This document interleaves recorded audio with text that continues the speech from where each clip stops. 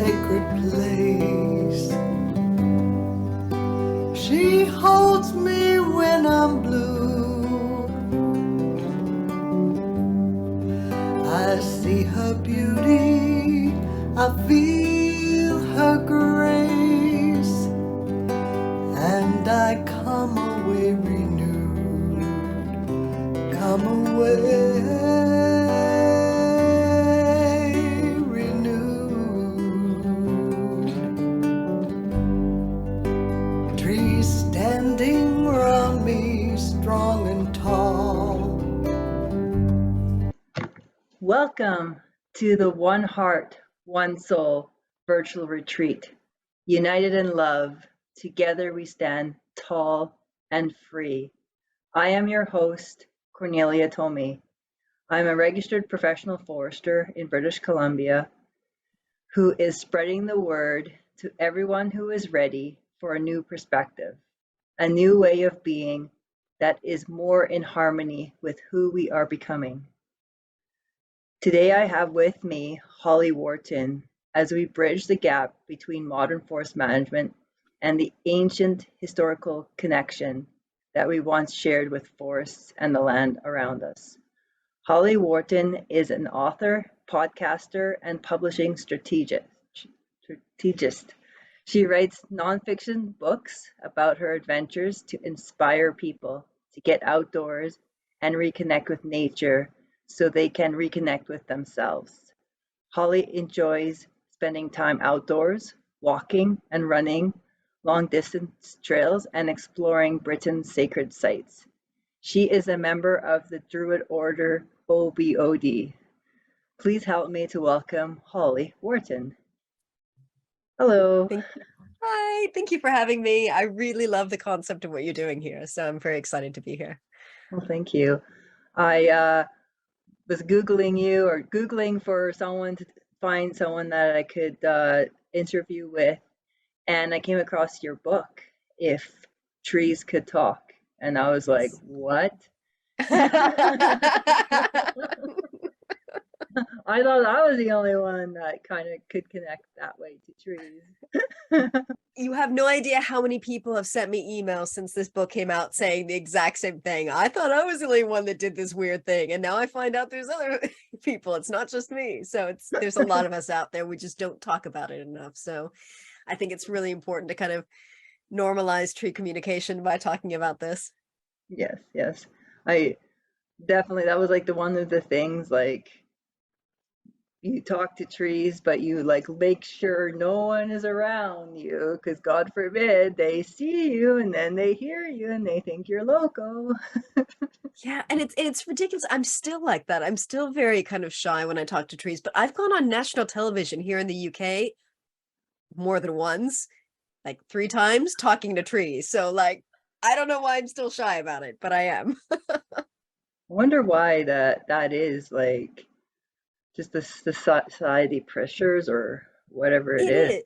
It is because it's not normal, and people still think it's weird. And so even though I do have the courage to go on television and do this, obviously there's always an onslaught of comments afterwards saying, oh, you're crazy, you need to go to a mental hospital, that kind of thing. So it's like that's kind of always in the back of my mind. So like one thing is getting kind of like online hatred, and another thing is like opening myself up to that in person. So I think that's why I'm still kind of shy about when I'm actually communicating with trees out in the woods, because I don't want someone to like in the flesh like say something to me. Like I can handle it online, but you know.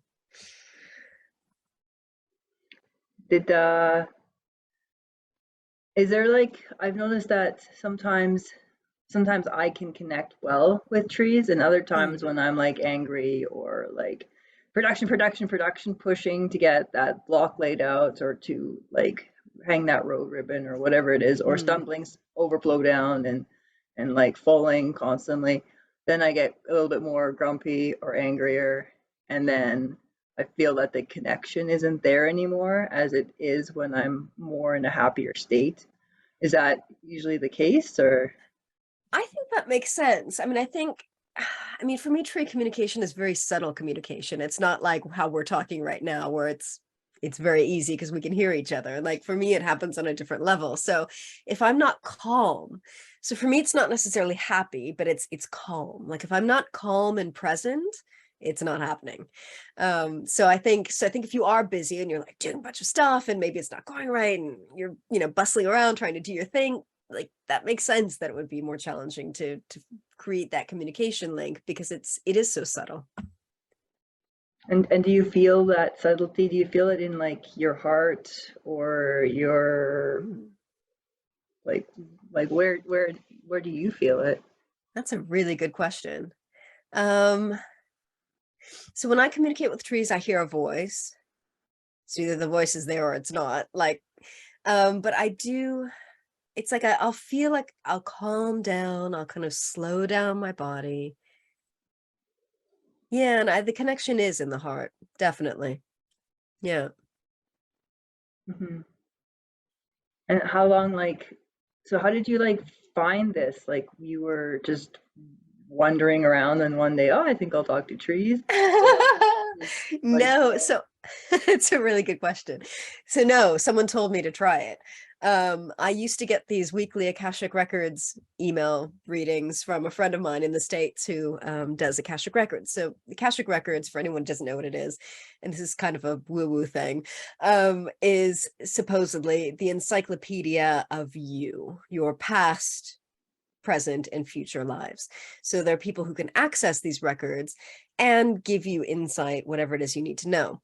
So what this woman would do is she would access my records every week, send me a little reading from my records keepers, and then I would just, take that on board as I went about my life that week. So this one week I got this email from them that said, next time you're out on your walks, go up to a tree and talk to it and put your hands on the bark of the tree and see if you can feel if any of your chakras like move or are activated, and just talk to it. And I thought, oh, what is this? Like, I don't know how to do this. And I just thought I'd give it a try. So I was out walking in the woods in this new part of the woods that I'd never been to before, and I didn't have a map, which was not very bright. Um, and I got lost.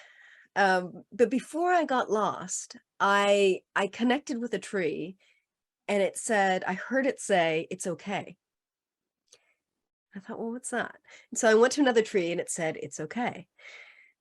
And then I just kept walking, and that was when I got lost. And I thought, well, I wonder if this is what they meant. And so I thought, well, I heard a voice, like I got a message. So maybe I'll just go up to another tree and ask how to get out of the woods. And I did. And I went up to this, it was a very young birch. And I remember I put my hands on its bark and I said, "Can you please help me get out of here? Like I have no idea where I am." And I was starting to get like kind of agitated because I was like kind of turned around and starting to get nervous. And it just gave me directions on how to get back on track, and I got out of the woods and I was fine. And so that was the start of it. It was a very kind of practical conversation, and then from there it was just kind of opening up to other topics of conversation. But yeah. okay. So are you when you touch the trees, you can just touch them. You don't need to like ask permission to touch them to connect with them or anything like that, or Yeah, so now what I do, now that I've evolved my relationship with trees, I do. I won't just go up and be like, "Hi." I will kind of say hello from afar, and then I'll be like, "Hey, do you want to like talk?" And then, "Is it okay if I touch you?" I do ask for permission. Mhm. In the beginning, I didn't. I just, went straight up to them and talked to them. Like now I'm much more, now it's much more of a relationship. Like now I very much, and I don't think I stressed this as much in my book as I should have. Yeah, I'm very much more about kind of getting permission for conversation and making sure they want to talk, and because some trees don't want to talk, and that's fine. So I do get permission before I just go up and engage physically. I was gonna also ask is like how do you how can you tell which ones don't want to talk? They just like button up and are they grumpy? Like are trees different or are they all like if there's a species of tree like a spruce, like a white spruce, are all the trees the same, have the same personality or That is such a good question. I find that they're more individuals. And there can be individuals within the same species that have different personalities. I remember once reading online years ago that oaks were grumpy. And that's not been my experience. Like, I have met some grumpy oaks, but I've also met some really lovely oaks. So, and there's a lot of oaks in my book that were very, willing to step up and share their story for the book. So I think it's not a species thing. I think it's very much more of an individual thing, like humans. So, there've been friendly yous and there have been quiet yous. So yeah, it's very much up to the individual. Have you found that like the younger trees are more like blah, blah, blah, blah, and then the older ones are like or is that just their perception? That's a really good question. I haven't met any trees, or maybe I just haven't reached out to trees that are really young and that have that kind of energy. Mm, All the trees that I can think of that I've connected with, whether it's for the book or just general conversation, they've been very kind of grounded and, calm. However, that might be because I just naturally reach out to the larger trees. Hmm. Hmm. So I think that's a really good question, and that's maybe something I need to explore, is reaching out to some of the more younger trees and seeing what they're like. Yeah, because my understanding but some of the stuff I've done is that the young ones are like little like teenagers and they're just like making a muck and making jokes and whatnot. Oh, And the funny. older ones are like, whoa, just.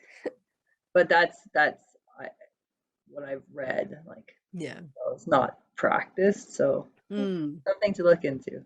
yes. The science in forestry and in just biology of trees in general is changing. There Mm, is more talk about the root system below the tree and how the mycelium it connects, and the tree works I can't speak symbiotically with yep. the mycelium Yep. underground, as well as sometimes like the trees will give sugars to a different species, which in forestry terms is usually seen as competition. Mm, Whereas, but in the tree world, it's not. They're giving them sugars to help them grow, to give them more protection from the wind, to make that mm, stand stronger so that everybody is healthy.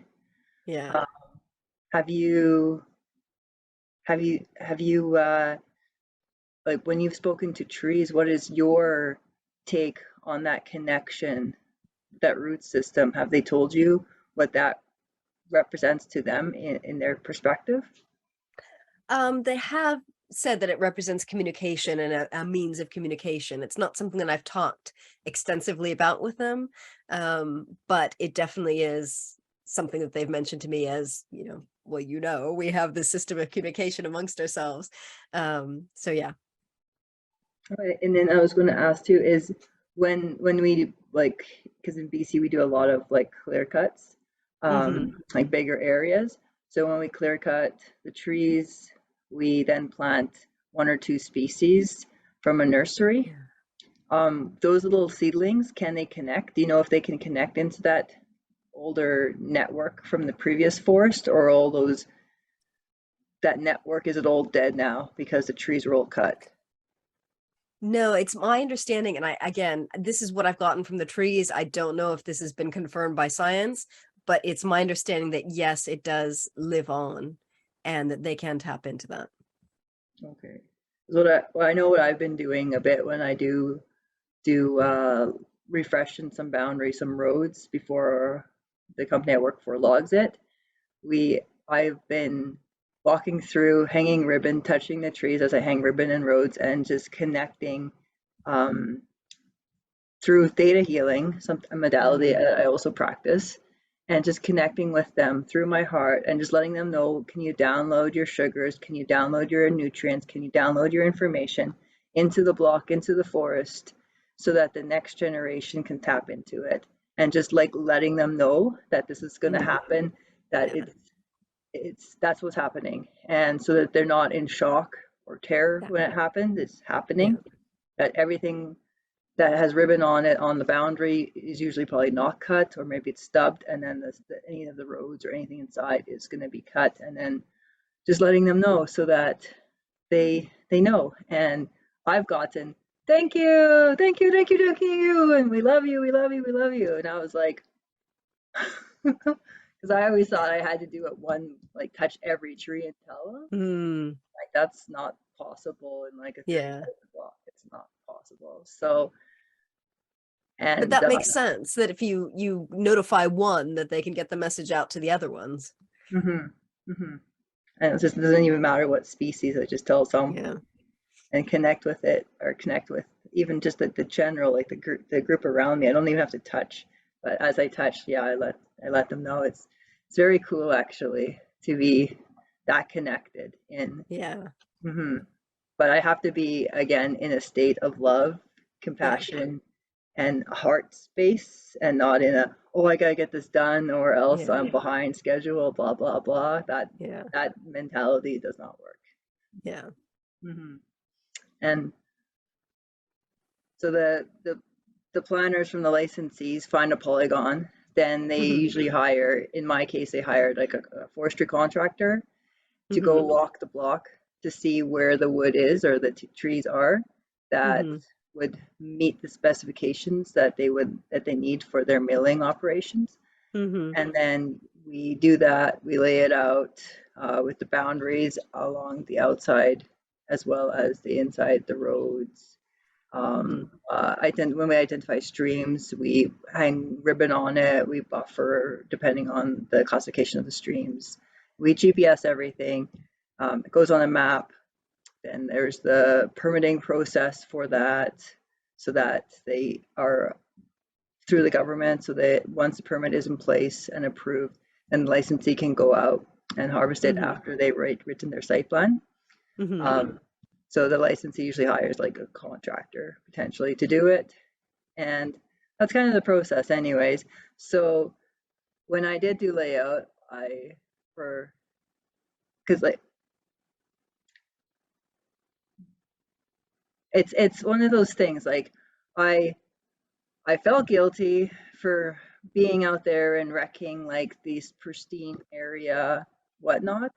But at the same time, we've had that massive mountain pine beetle infestation, and a lot of the trees are down on the ground. Like we got like for like 15 or 20 years now, they're on the ground. So we're still processing them and like cleaning it up. So I'm always told myself, oh, I'm out here, I'm laying out this ground so we can clean up this dead pine so that the animals have a place to walk again, so that we're cleaning up the forest again. But then at the back of my mind, I'm like, but we shouldn't. I just felt like there's a fight within me. Like there's a part of me like, ooh, this timber is huge and this is awesome. Like, wow, they're gonna love this. Like my timber pig came out and was like, ooh. But then there's another part of me that was like, when I was a kid, I loved being in the forest and I just loved connecting to trees and just being out there. And it was really sad. It's really sad sometimes to look, once it's logged, you're like, oh, it was all nice and now it's all like down and gone. And then you have a plantation there that is that nice to look at. After a while it grows and then it becomes nicer to look at. But I felt for the longest time so guilty for being in forestry, for doing this type of work, even though we need trees, we need wood, we need. So what is the tree's perspective on this? That's a really good question. And I was just going to say, from my perspective, like, we need more foresters like you. We need more foresters that connect with the heart and do the healing and see the trees as important beings and let them know what's coming. And like, we need more people like you. I mean, we're always going to be felling trees because we need trees. So like, we need more people like you. Okay, but let's ask the trees. All right. So what's the exact question here? The exact question is guilt. Like, should we be feeling guilty for what we're doing? Should we be feeling shame for what we're doing? How do we, and then I guess, how do we like how do we move forward from Okay. that? All right. Okay. I'm going to tap into a tree. The grandfather tree from the book wants to step forward and answer this, even though he's a very old oak, so he's not in danger of being.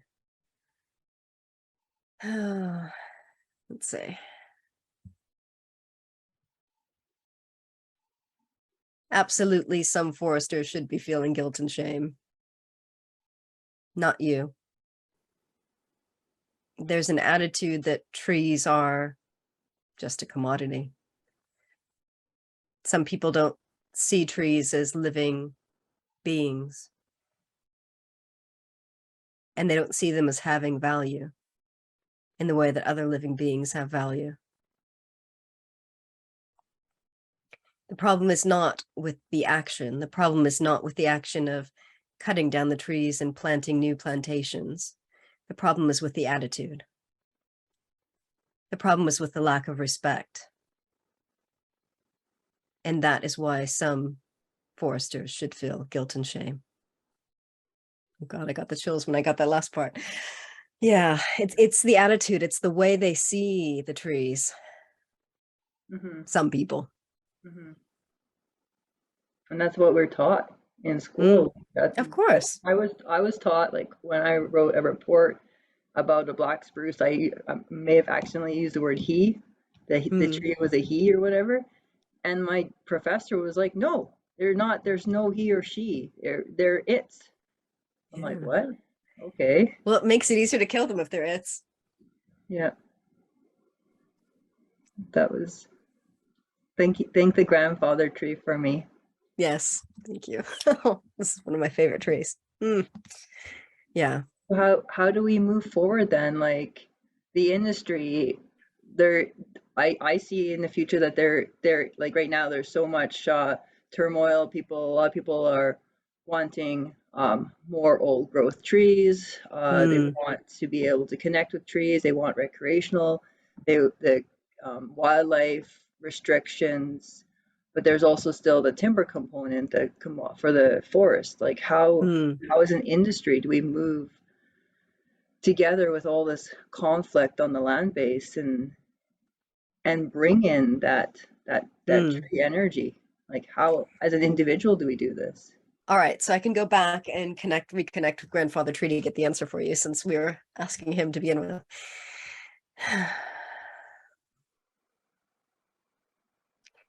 Change starts with awareness. The change starts with wanting to change, being open to change, being willing to change.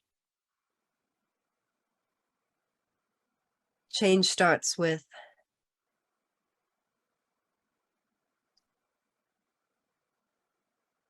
acceptance of the importance of trees, not just as a commodity, but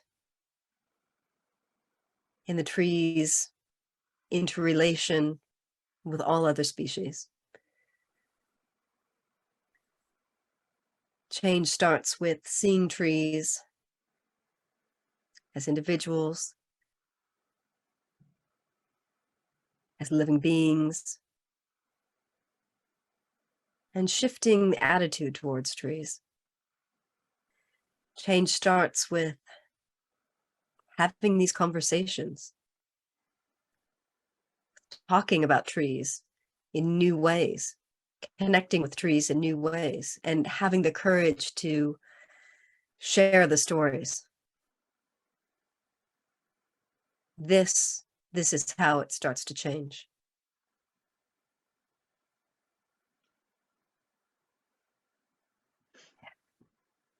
Yeah.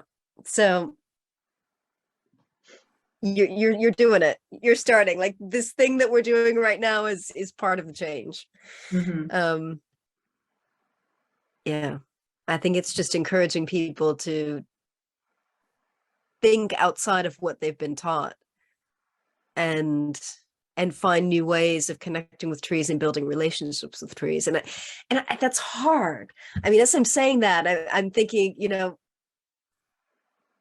it's the exact opposite of what your teacher taught you, which was it's not a he, it's an it. Because if Mhm. you dehumanize it, if you make it, then it's easier to kill it. But I think when we do recognize them as individuals and recognize that they're living beings, like that just completely transforms the relationship. And maybe it will make the job more difficult emotionally for some people, but I think that's what's needed, to Mhm. recognize the importance of what we're doing, Mhm. and that it's fine. Like I have a whole chapter in my book from a tree that recognizes it's part of a plantation. That's its job. It's here to provide a service. It's okay with that, but it wants respect. Mhm. So So they just want to be acknowledged. yes, yes, and valued, and not just be like, oh, this is this thing that we're gonna grow and then cut down. Mhm. It is a living being. Mhm. Wow. Just it's a completely different perspective. A little bit in awe.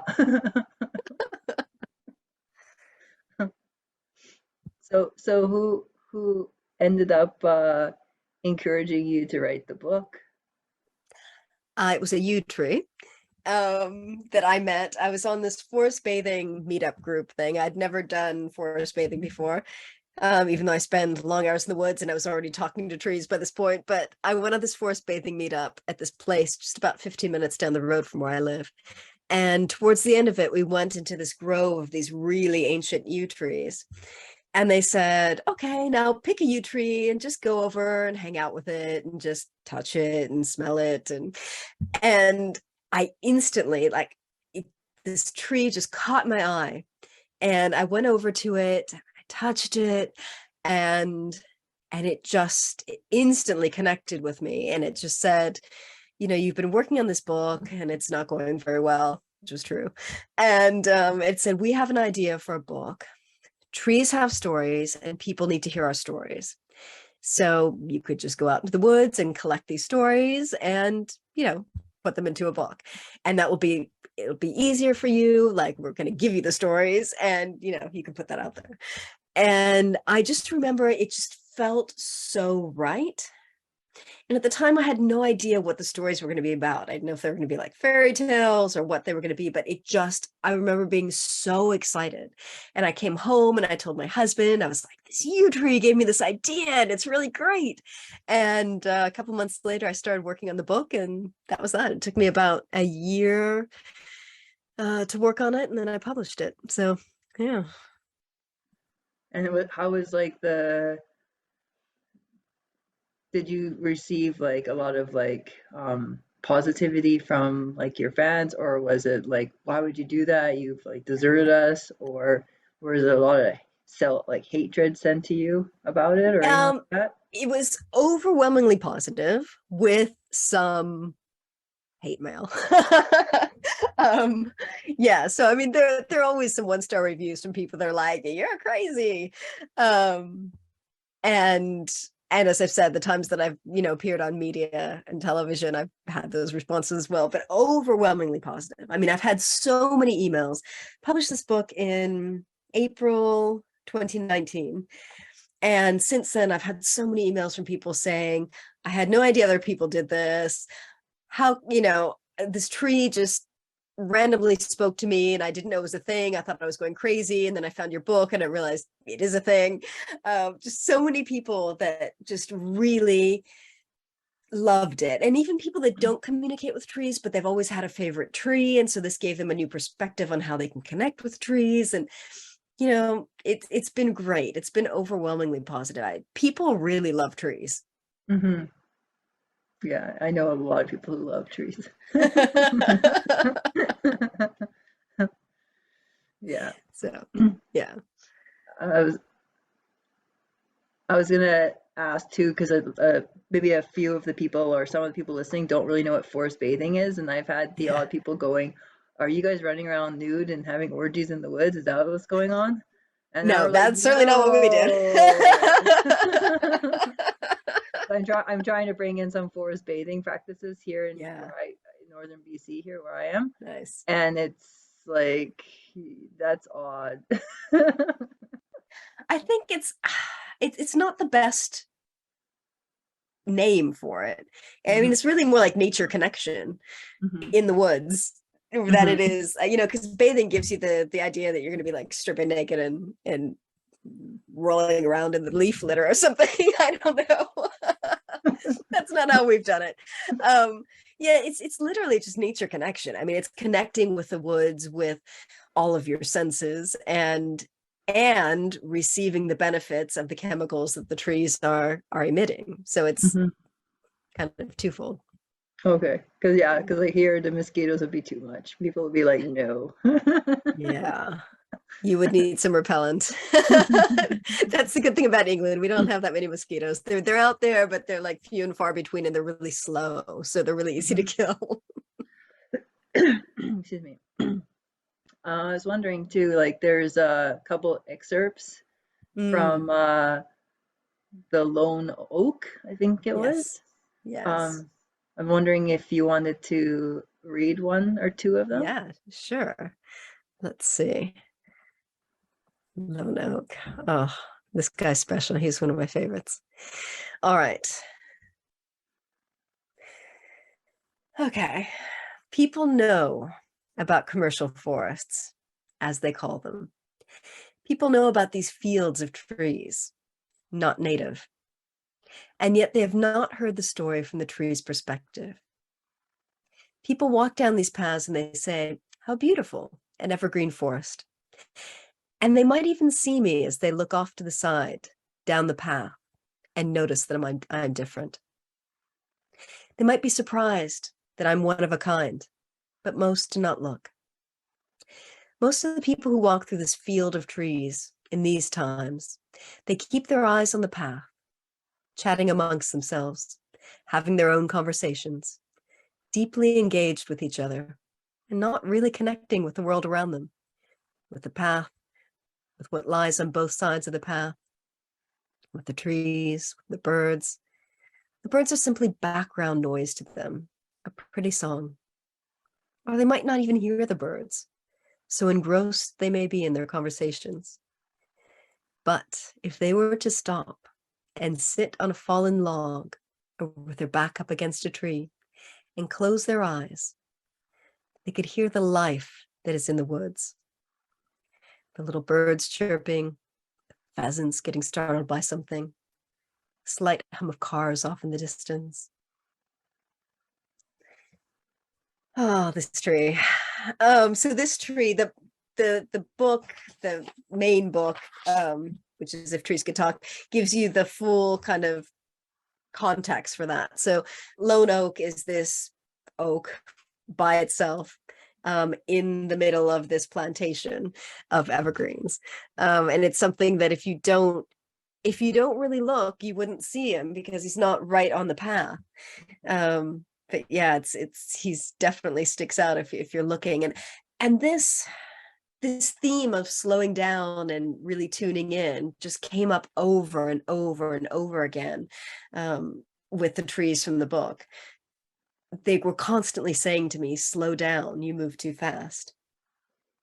And so that was just the overarching message from the trees, just slow down.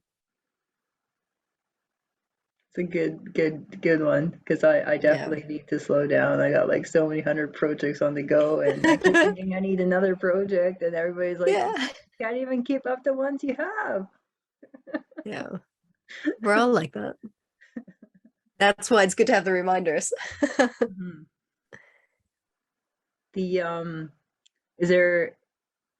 Did you want to talk about your free gift that you have for the Yes. audience? Yes. Yes, yes, yes. So, as the book that we've been talking about, If Trees Could Talk, is this book, which tells my story of collecting these stories from these 28 trees, and each tree has a chapter, and I talk about how I approached the tree, how I met the tree. I have this tree's story, and then I have some questions for reflection.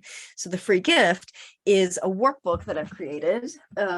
It's the digital version of the workbook. So I created a big workbook that's got each tree's story in it, and then questions for reflection and space for you to write, so you can print it out for yourself and just write about your experience with the tree. So each of these trees has different ways that you can connect with nature and deepen your relationship with nature. And yeah, so you can just go through and try it yourself and see how it goes. Oh, awesome. What would you say is the collective from the collective of trees of that they want us to know now? Like, what is something that they want us to do moving forward, or yeah, like just the overall arching of what Yeah. we can leave with. So the overarching message from the trees was slow down, but also that it's really important to reconnect with nature and to deepen our connection with nature and to deepen our relationship with nature. Because the more that we do that, the better decisions we'll make for the planet and for the future of all the species. And, you know, this book is about trees, and I love trees and I love plants and I've always been a plant person, but it's really about connecting with any kind of nature. So do you like the beach? Go to the beach. Do you like the forest? You go to the forest. Do you like lakes? Go to the lake. Like, find whatever aspect of nature is calling you and go there and spend more time there and just hang out and chill and connect with nature in that way. Like, it doesn't all have to be trees. It's not like trees have all the wisdom and everything else is crap. Like, just go wherever is calling you. I know a lot of people love the mountains, a lot of people love beaches. Like, just go to whatever type of nature is calling you and just experience it and deepen your connection with it. Mm-hmm. Wow. And we're gonna move into the actual like talking to a tree component now. So, if you guys want to take a couple of minutes, get yourself ready to go outside, have a tree or have a tree in your mind if you don't have any trees outside. And then we're gonna reconnect there, and Holly will talk us through how to connect to a tree and how to feel it. So I'm looking so forward to this part. So thank you very much, Holly, for coming for this part of the interview, and we'll see you outside. Yeah, thank you. Oh, hello, beach. Nice big one. All right.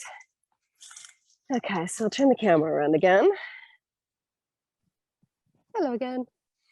All right, so this tree said, when I said who wants to come out and be on video, this tree made it very clear that he did want to participate. So yeah, so just kind of start out by making connection.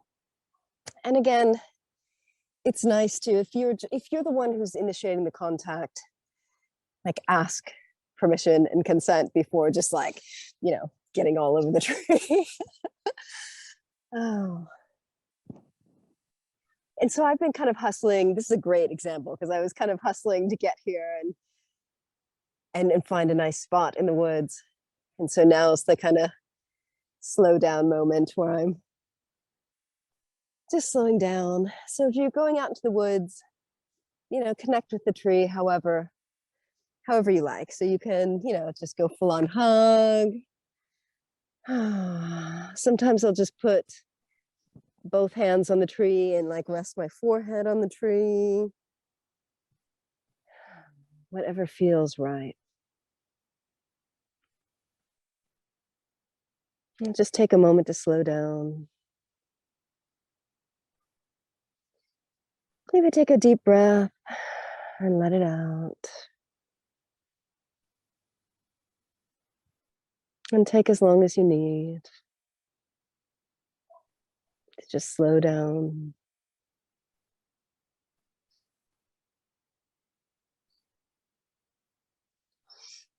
Okay.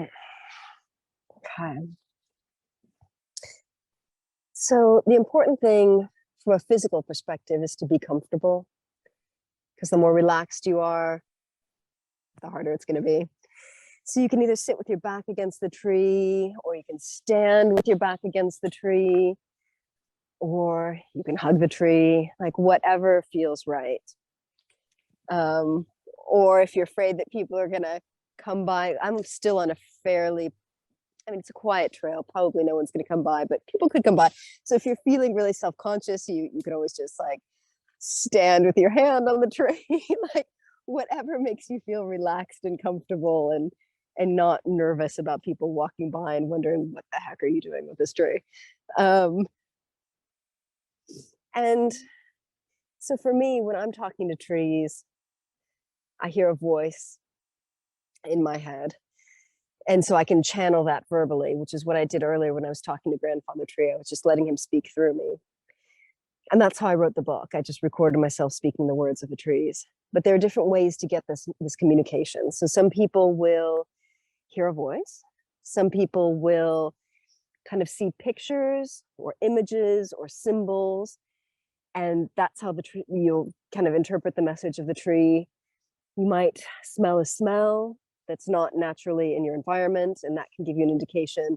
Like if it's a yes or a no answer, it could be like a pleasant smell or pleasant taste would be a yes, and unpleasant smell or taste would be a no.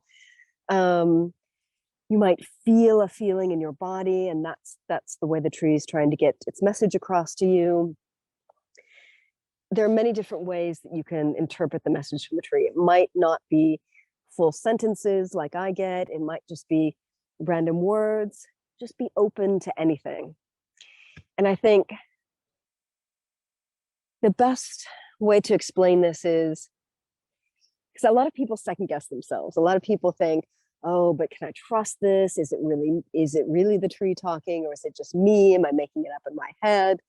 And that's a whole issue of self-trust that I think is a really beautiful journey, that if you do engage in tree communication and plant communication, the more you do it, the more you'll learn to trust yourself. And that's a really beautiful gift to give yourself, because self-trust is so important. And it's so important in all aspects of our lives. So I think that's one really beautiful thing, that you can improve your relationship with yourself through tree communication and plant communication. So slow down, relax, and start with something simple. I always say, like, don't start out, hey, what's the meaning of life?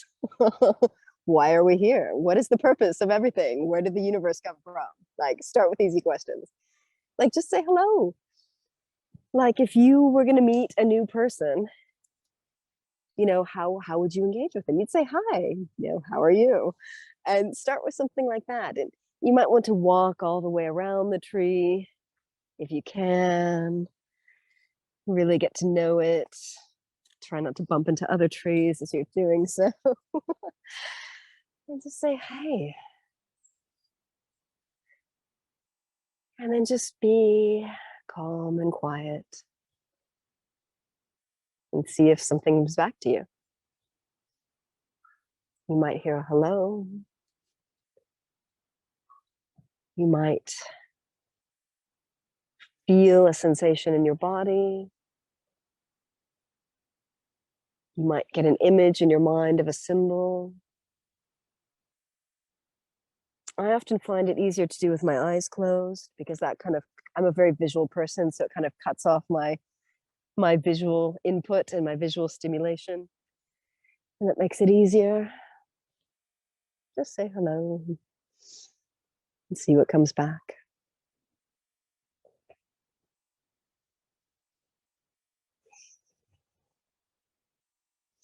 And if you don't get anything, that's fine. Sometimes this takes time. You might just need to relax some more.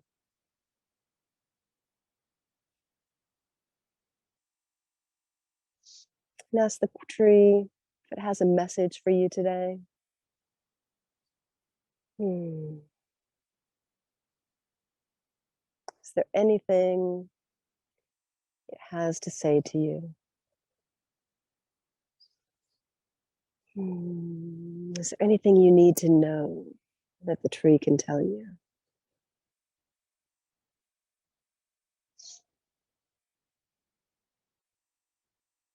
Just relax. See what comes through.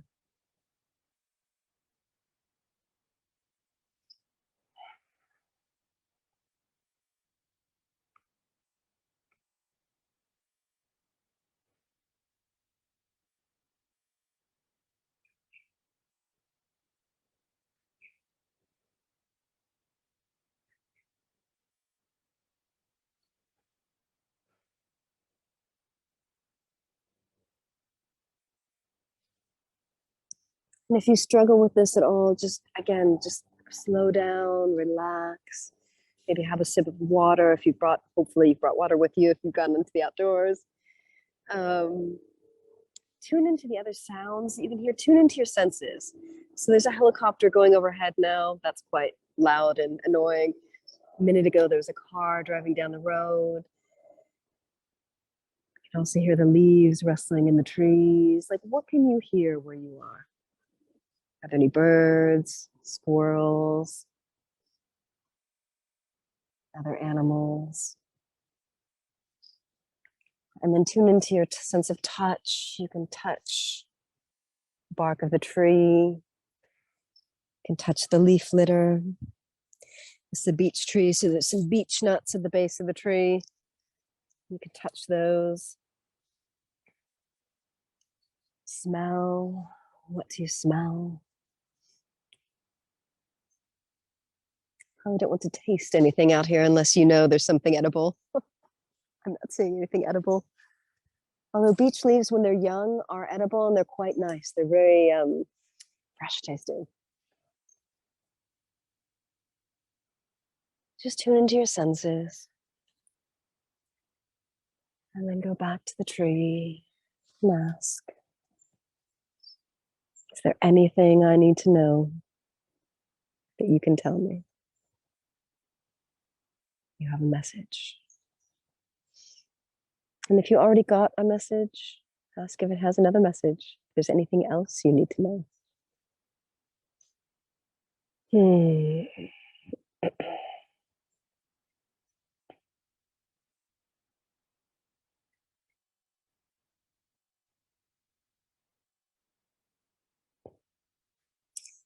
So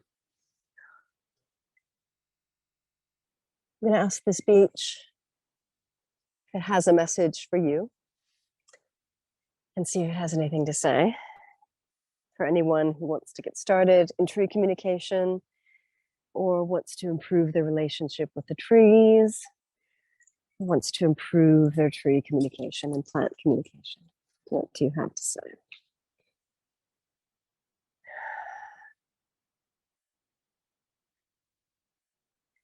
Don't give up if it doesn't come easy. Try again. Just keep going. If this is something that you're curious about, if this is something that you are called to do, called to try, called to experiment with, keep going.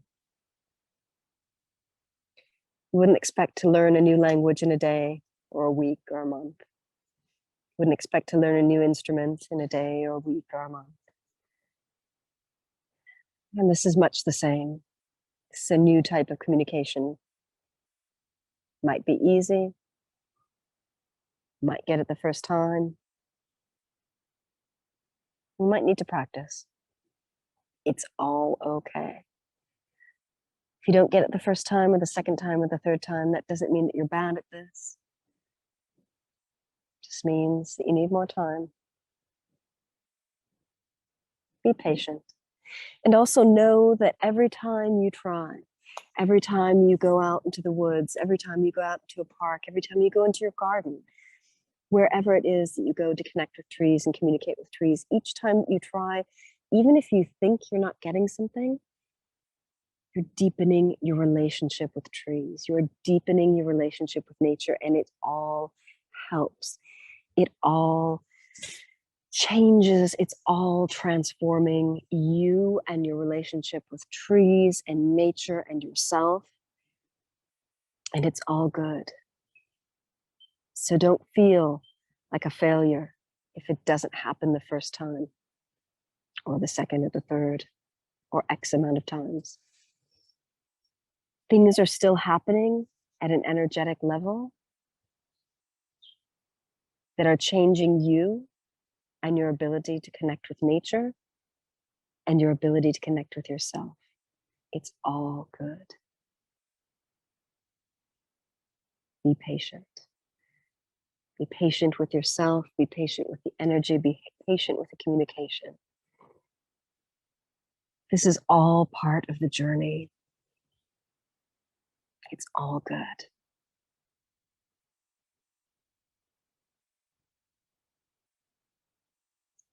Mhm. Thank you. That was really lovely. Oh, so, Mr. Beach.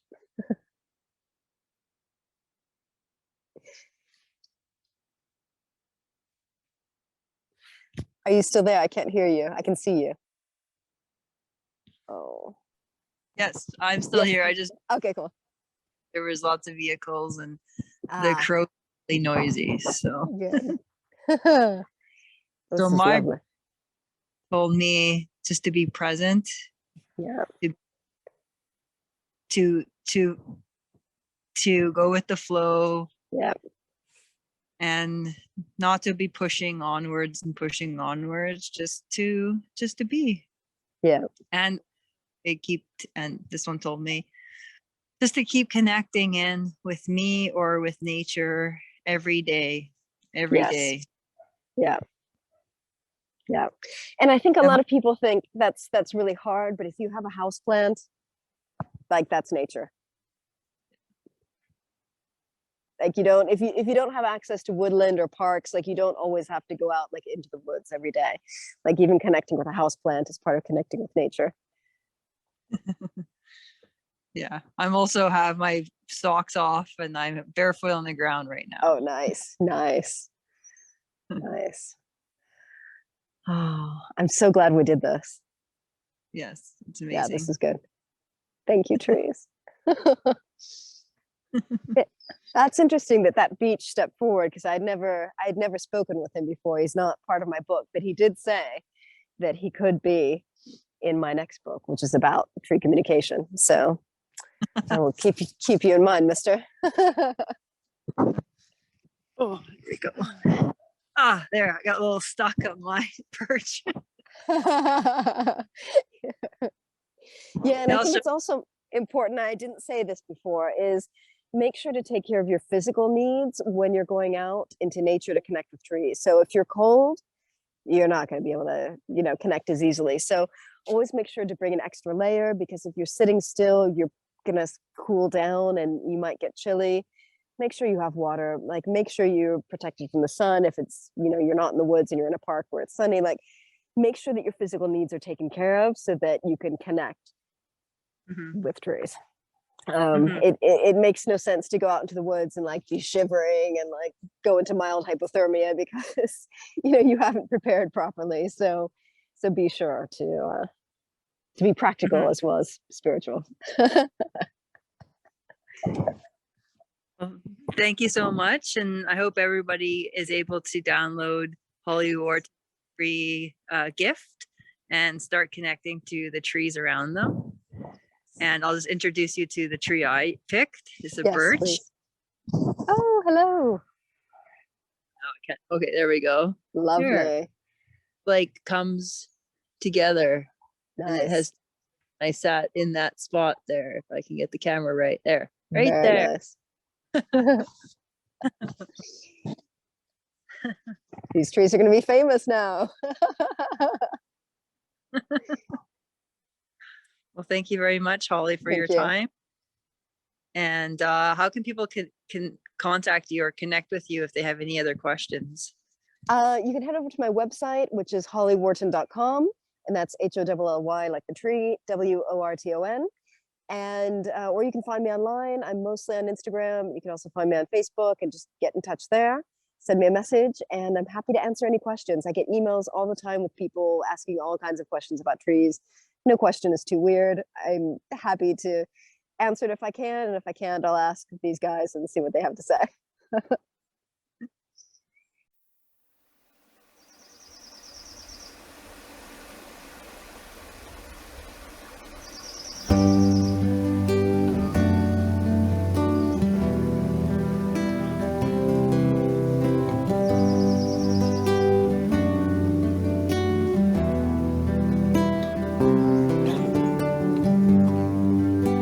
The forest is my sacred place. She holds me when I'm blue. I see her beauty, I feel her grace, and I come away renewed, come away renewed. Trees standing round me, strong and tall, devoted to their kin. Their roots connected, each one to all.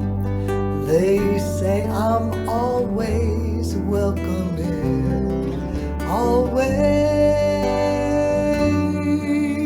welcome in.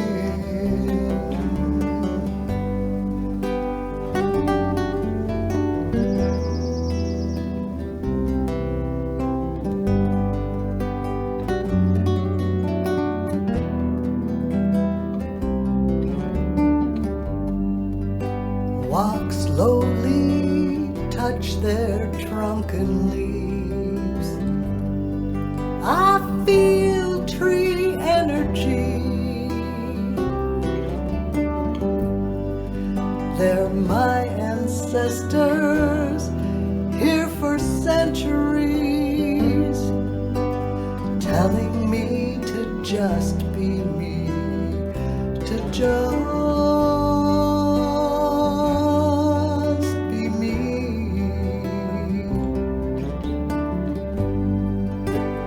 I hear birds and water sings along, calling me to life. Nature spirits, they lead me on into wonder and delight, wonder and delight.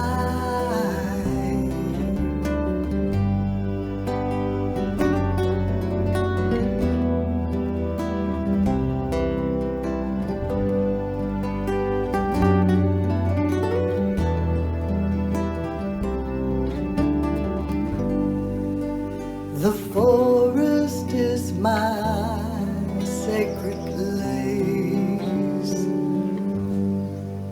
I'm filled with gratitude